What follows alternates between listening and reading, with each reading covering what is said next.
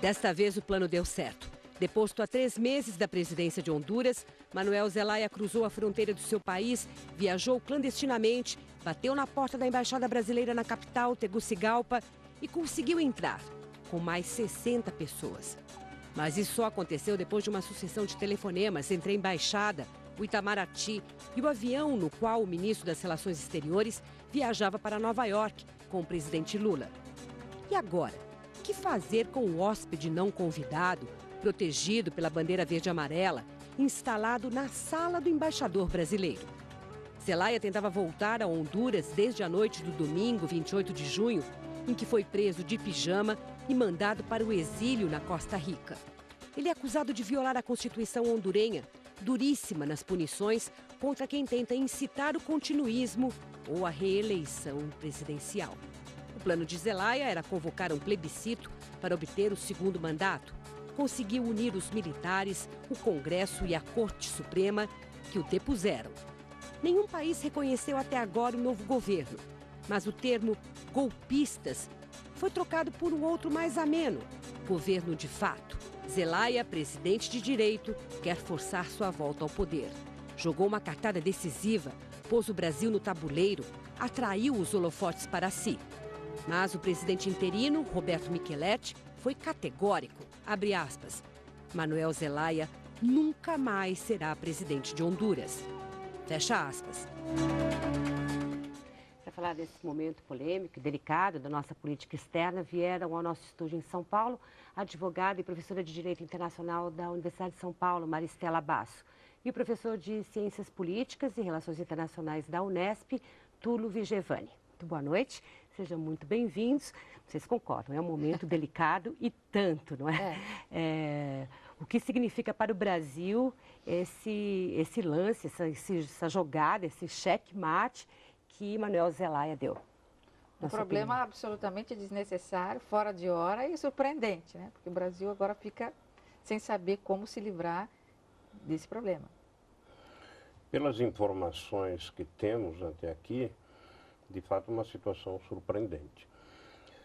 Agora, a diplomacia brasileira terá uma situação onde poderá demonstrar uma boa capacidade negociadora. Portanto, esta capacidade negociadora é o elemento central que devemos acompanhar nos próximos dias. Negociadora com quem? Negociar o quê com quem, na verdade? Há várias iniciativas que estão sendo tomadas. Uma é negociar por meio da OEA. O governo brasileiro pediu a convocação extraordinária do Conselho de Segurança das Nações Unidas. E todos esses passos, vamos ver que consequências terão. De todo modo, as ações que a comunidade internacional tem tomado em relação ao governo de Honduras, de fato, em relação ao governo de fato de Honduras, do presidente Micheletti, são medidas bastante duras.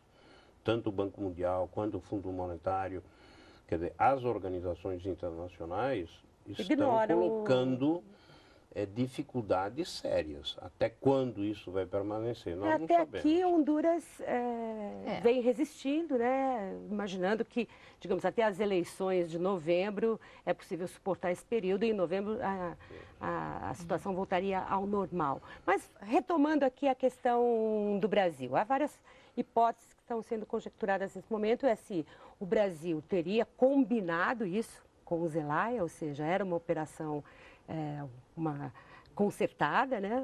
O Brasil era parte mesmo, ofereceu isso de combinado ou não, o Brasil foi apanhado de surpresa.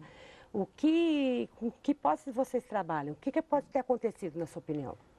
Se havia uma combinação, digamos, entre Zelaya, algum outro interlocutor e o governo brasileiro, para que ele lá se refugiasse, eles tinham um plano. Então, deveria haver um plano. Então, qual era o plano?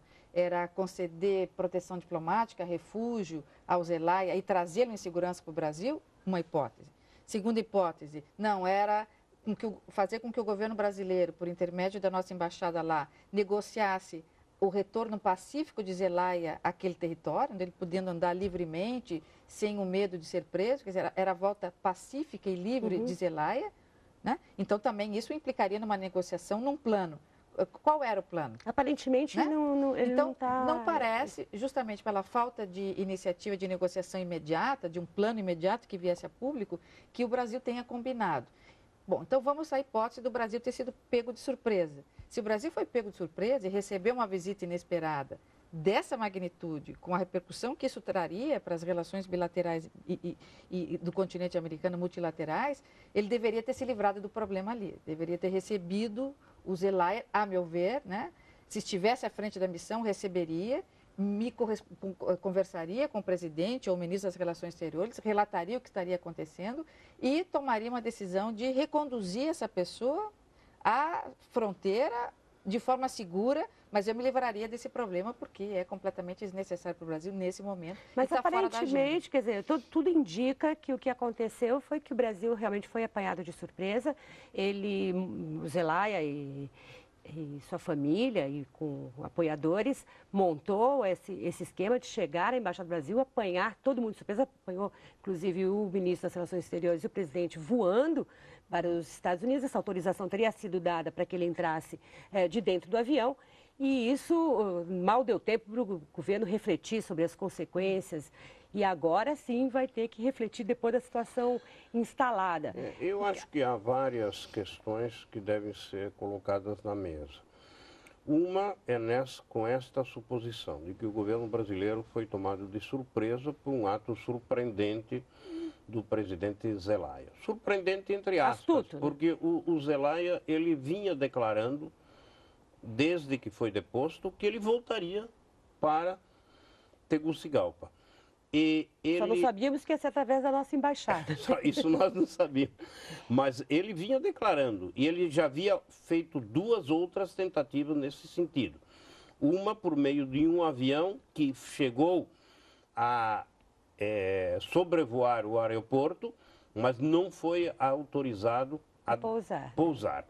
E uma segunda tentativa que ele fez por meio de uma forma parecida com a atual, que é atravessar montanhas, mas ele foi impedido nesse momento. Então, não havia grandes segredos no fato de que ele queria voltar. O que não se sabia se isso era uma bravata ou se era uma realidade. Agora nós sabemos que é uma realidade. Para fazer isso, ele não é uma bravata. Ele tem apoio de alguém, ele tem estímulo de alguém, ele tem proteção, quer dizer, de alguém, que eu digo de algum governo, de algum pool de governo. Não, certamente do presidente da Venezuela, Hugo Chávez, porque consta que ele teria voado num avião venezuelano. Ele pode ser um populista, ele pode ser, a gente pode dar a ele todos os adjetivos ou não que quiser, mas ele não é um homem irresponsável, ele não faria uma aventura dessas, de ir voltar para um território onde ele tem sentença, né, onde ele tem condenação, quer dizer, ele vai ser preso a qualquer momento, ele não iria se ele não tivesse um respaldo de segurança. Eu acho que isso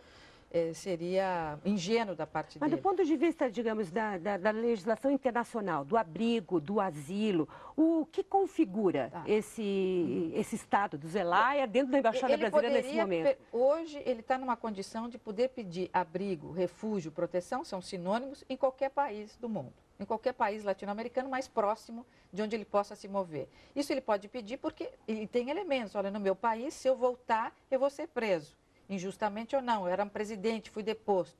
Então, ele tem todas as condições de pedir refúgio, abrigo, asilo, que são sinônimos, em qualquer país. O que ele não poderia, tecnicamente, o que não é prudente, é pedir asilo, proteção diplomática numa embaixada no país onde ele está sendo procurado. Uhum.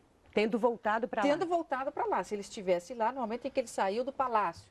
Né? Porque entraram no palácio os golpistas. Ele vai e corre para dentro da Embaixada Brasileira. Bom, ele não tinha outro recurso. Mas ali, voltar para aquele país para pedir refúgio na Embaixada Brasileira, não é isso que ele quer. Mas ele não pediu. Ele não pediu asilo. Não foi isso. Na verdade, o que ele parece querer é uma plataforma, é um lugar... Ele quer voltar pacificamente. O que ele evidenciou de forma estrondosa é de que ele queria voltar para o lugar que alegou ser o seu direito, que é estar no centro da vida política de Honduras.